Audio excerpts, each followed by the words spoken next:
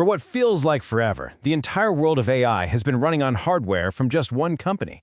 Well, that's all changing. A new war has just been declared. And trust me, the battle for the future of AI, it's about to get loud.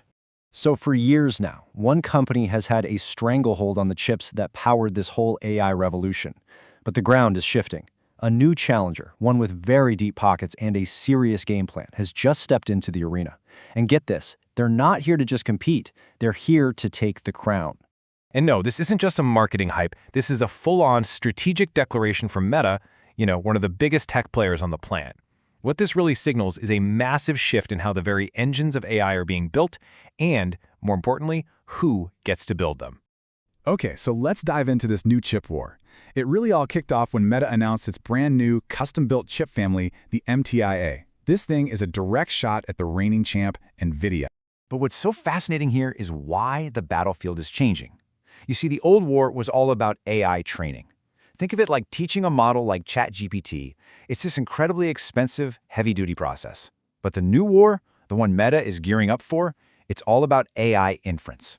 And that's the part that affects you every day.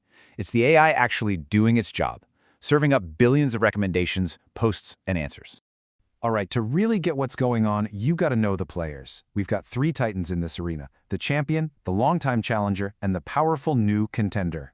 First up, the champion, NVIDIA. I mean, these guys are the undisputed kings of AI hardware. It's not just their GPUs, it's their secret sauce, the CUDA software platform. It makes it so easy for developers to build on their tech that it's been the go-to choice for, well, pretty much everyone. And when I say kings, I'm not exaggerating. NVIDIA controls a staggering 80 to 90% of the entire AI chip market. Think about that for a second. That's the kind of dominance everyone else is trying to chip away at.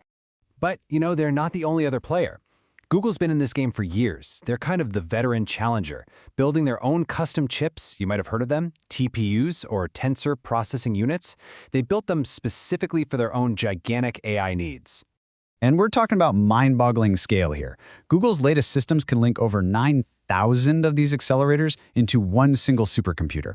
That lets them train enormous AI models at just insane speeds. So yeah, they're not some minor player, they are an absolute heavyweight. And that, of course, brings us to the new contender on the block, Meta. When you're running apps that serve billions of people every single day, you've both the need and, let's be real, the resources to build something from the ground up. So what kind of resources are we talking about? How about $600 billion? Yeah, you heard that right. That's what Meta is planning to pour into its data centers and infrastructure by 2028. This isn't some side hustle for them. This is core to their entire future. Okay, so here's the key takeaway. This new war isn't just about who can build the single most powerful chip, period. It's about who can build the most efficient chip for one very specific job: inference. That right there is the new center of gravity for the whole AI industry. So, let's put it simply one more time. If training is sending the AI to school, inference is the AI actually graduating and doing its job in the real world. It's generating that text, recommending that video, or spotting your friend in a photo, all in the blink of an eye. And this chart really drives home why inference is such a big deal. Right now, it accounts for a whopping 2/3 of all AI computing jobs. And as more and more AI stuff gets into our daily lives, you can bet that slice of the pie is only going to get bigger. So what you have are two totally different philosophies. NVIDIA's GPUs are like these all-terrain monster trucks. They're general-purpose powerhouses, built to handle the toughest job, which is training. But the custom chips, these ASICs from Meta and Google, they're more like finely tuned Formula One cars. They are laser-focused on being insanely efficient at just one thing, the most common job, which is inference. And this is where we get to Meta's secret weapon, the MTIA chip family. And look, this isn't just one chip, it's a whole arsenal, purpose-built for this new kind of war. So let's look at their roadmap. The MTIA 300, it's already out there, running ranking and recommendations. The 400 is ready for deployment, and it's built to tackle Gen AI.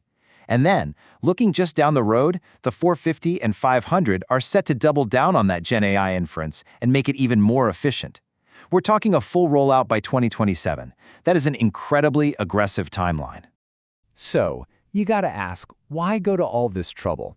Well, their battle plan is actually pretty straightforward. First, they want to stop being so dependent on NVIDIA. Makes sense. Second, they want to crush the cost of every single one of those inference tasks.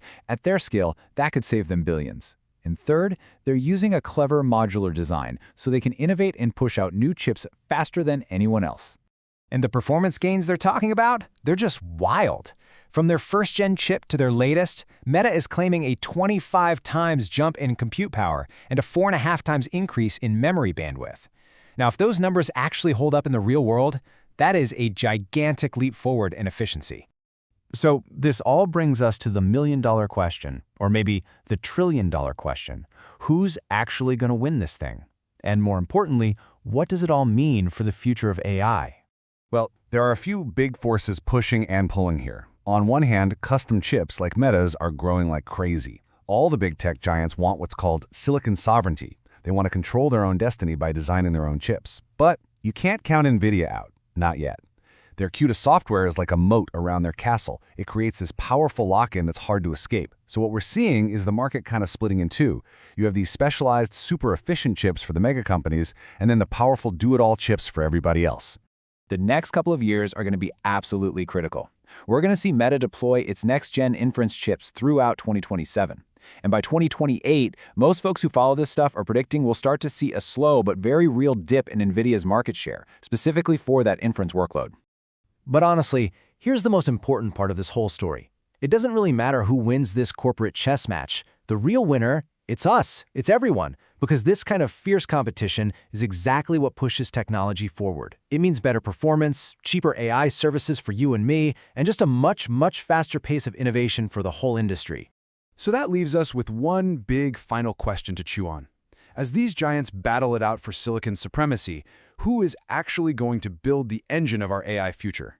The final chapter of that story, well, it hasn't been written yet.